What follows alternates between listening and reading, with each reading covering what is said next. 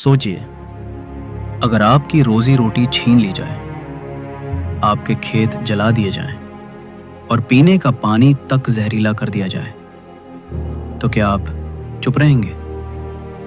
ये सब किसी दुश्मन देश ने नहीं किया था, बल्कि भारत पर राज कर रही ब्रिटिश सरकार ने किया था। और यहीं से शुरू होती है भारत की आज़ादी की सबसे निर्णायक लड़ाई, भारत छोड़ो आंदोलन 1942। द्वितीय विश्व युद्ध चल रहा था। पूरी दुनिया दो हिस्सों में बंट चुकी थी, एक तरफ मित्र राष्ट्र और दूसरी तरफ धुरी राष्ट्र। ब्रिटेन इस युद्ध में फंसा हुआ था और भारत उसकी सबसे बड़ी कॉलोनी होने के कारण युद्ध का हिस्सा बन चुका था, बिना भारतीयों की अनुमति के। इसी दौरान जापान तेजी से एशिया में आगे बढ़ रहा था।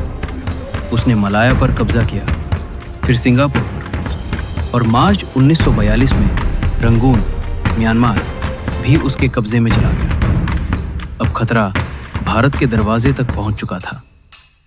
ब्रिटिश सरकार डर गई, जापान के डर से। ब्रिटिश सरकार ने एक कठोर फैसला लिया। बंगाल और उड़ीसा में हजारों नावें जब्त कर ली गई ताकि जापानी सेना उनका इस्तेमाल न कर सके। लेकिन इसका असर क्या हुआ? मछुआरों की रोजी खत्म हो गई, व्यापार ठप हो गया, खाने पीने की चीजें महंगी हो गई, लोगों की जिंदगी एक फैसले से तबाह हो गई और गुस्सा धीरे धीरे पूरे देश में फैलने लगा। इन्हीं हालातों को देखकर ने फैसला लिया, अब और नहीं। उन्होंने कहा, अगर अंग्रेज भारत को सुरक्षित नहीं रख सकते तो उन्हें भारत छोड़ देना चाहिए।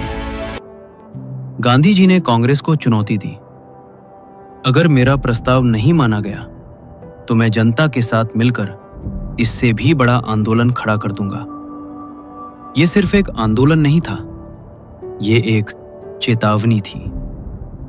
8 अगस्त 1942 बॉम्बे, मुंबई में अखिल भारतीय कांग्रेस कमेटी की बैठक हुई। यहां एक ऐतिहासिक प्रस्ताव पास किया गया, अंग्रेजों को तुरंत भारत छोड़ने का आदेश। और फिर गांधी जी ने दिया वो नारा जिसने पूरे देश को हिला दिया, करो या मरो। ये सिर्फ शब्द नहीं थे, ये एक क्रांति की शुरुआत थी।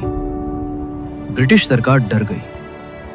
9 अगस्त 1942 की सुबह गांधी जी और सभी बड़े नेताओं को गिरफ्तार कर लिया गया। कांग्रेस को गैर कानूनी घोषित कर दिया गया। गांधी जी को पुणे के आगा खान पैलेस में कैद किया गया, जब अहमदनगर किले में बंद कर दिया गया। लेकिन आंदोलन रुका नहीं। नेताओं की गिरफ्तारी के बाद अब आंदोलन पूरी तरह जनता के हाथ में आ गया। दिल्ली, कानपुर, बनारस में हड़तालें हुई, रेलवे लाइनें उखाड़ी गईं, टेलीफोन लाइनें काट दी गईं। ये आंदोलन अब एक जन क्रांति बन चुका था। ब्रिटिश सरकार ने भी कड़ा दमन किया, लाठीचार्ज, गोलियां, हजारों लोग गिरफ्तार। लेकिन जनता नहीं रुकी। भारत छोड़ो आंदोलन तुरंत सफल नहीं हुआ, लेकिन इसने ब्रिटिश सरकार की नींव हिला दी। अब साफ हो गया था कि भारत पर शासन करना आसान नहीं रहा। जनता पूरी तरह आजादी के लिए तैयार थी और यही आंदोलन